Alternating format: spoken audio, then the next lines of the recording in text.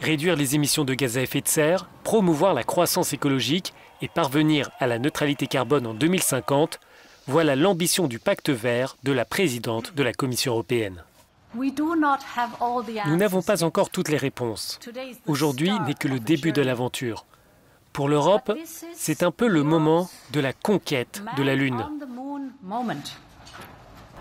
La stratégie de la Commission est un calendrier de mesures, de réformes et de moyens financiers à mobiliser. Pour aider les États membres à s'engager dans cette voie, l'institution souhaite créer un mécanisme de transition évalué à 100 milliards d'euros. On va avoir la première loi européenne sur le climat qui va dire la neutralité carbone en 2050, mais aussi une augmentation très significative de nos objectifs pour 2030.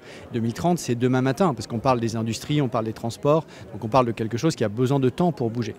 La Commission propose de réduire les émissions de gaz à effet de serre de 50 à 55% d'ici 2030, contre 40% actuellement.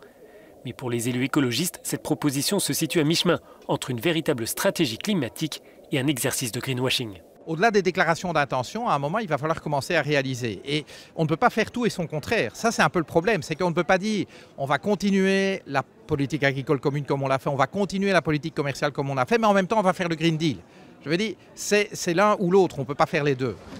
Après le Parlement européen, ce sont les chefs d'État et de gouvernement de l'Union qui se pencheront sur ce pacte vert. Le texte est à l'ordre du jour du sommet qui s'ouvre ce jeudi à Bruxelles.